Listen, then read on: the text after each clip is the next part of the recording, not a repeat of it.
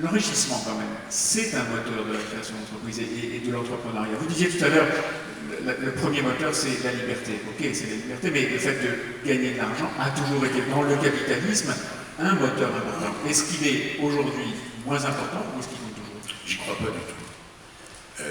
Pour tout dire, j'ai jamais connu de chef d'entreprise, en tout cas parmi ceux que je connais, qui avait comme premier objectif gagner de l'argent. Je n'ai pas dit le premier, c'est un des... Alors après, c'est l'unité de mesure.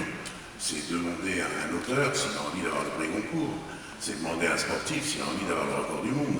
C'est en dehors du parti pris de jouir de ce que l'on gagne, parce que l'argent offre un confort de vie, un plaisir d'existence qui est incomparable. Mais en dehors de ça, c'est l'unité de mesure. Alors maintenant, c'est devenu pervers parce que on a mis dans l'entreprise et dans le projet de l'entreprise le fait de gagner de l'argent au numéro 1 des préoccupations du chef d'entreprise, qui doit garantir aux actionnaires, en particulier quand on est à la bourse. C'est pas tout à fait leur cas aujourd'hui, encore que, car les 3/4 de ces jeunes sont très vite pris par des fonds qui ont comme seul objectif, non pas la croissance de l'entreprise pour sa croissance, c'est de sortir avec une grosse plus-value.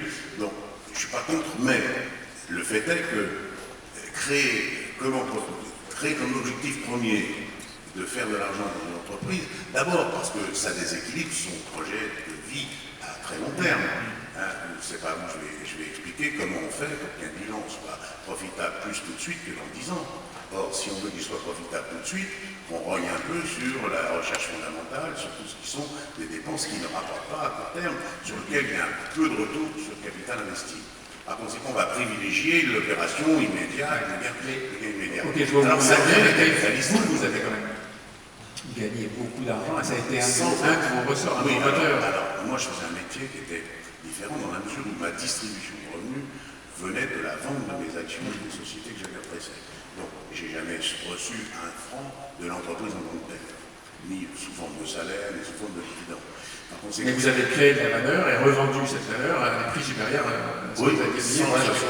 Sans que ce soit distribué par l'entreprise. Et je crois que c'est une bonne méthode pour essayer de faire comprendre que tout le monde a gagné de travailler de cette manière-là.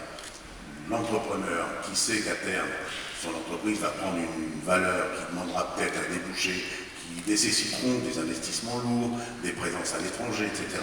C'est pas inintéressant de s'inscrire dans un projet qui consiste à dire je suis démarreur, je vais faire progresser la boîte jusqu'à un certain niveau, et là soit effectivement je fais appel au marché, à ce moment-là je m'enrichis sur le marché, ou soit je revends ma boîte, ou je fais une fusion et je m'enrichis à l'occasion de la fusion. Pour tous ces problèmes d'argent, au fond, on se rend compte que les patrons des entreprises du CAC 40, dont on connaît les salaires, sont soumis à l'opinion publique et au jugement de tout le monde. Est-ce qu'il vaut pas mieux être petit dans son coin, tranquille, vivre caché pour vivre heureux pendant les patrons?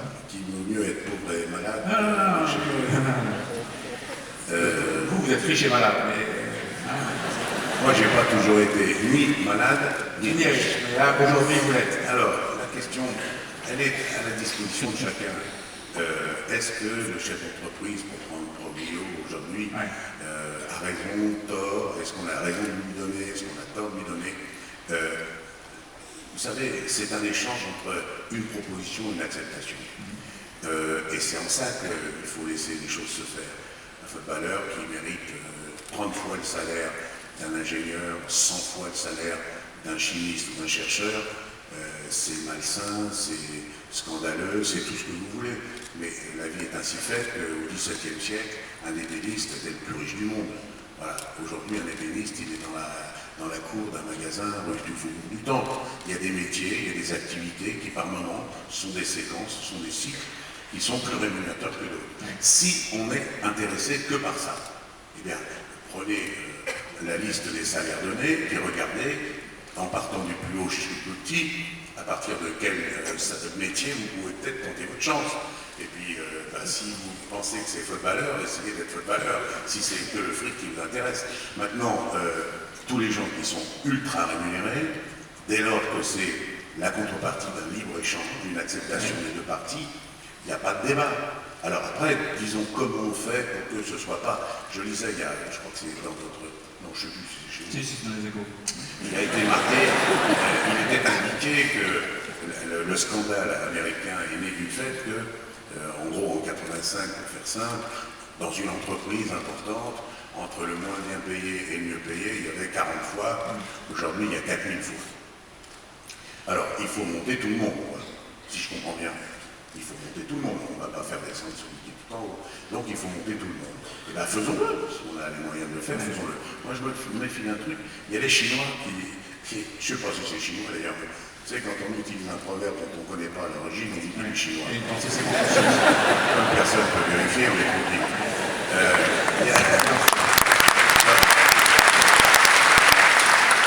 Il faut se méfier d'un.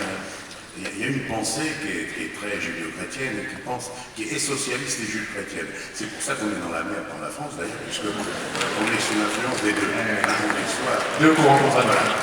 Non, ils veulent la même chose, c'est interdit au bonheur, en gros. D'un côté, on a le droit d'être heureux plus tard, quand on n'y sera plus, et de l'autre côté, on a le droit d'être heureux que si on y est tous. Donc on peut prendre.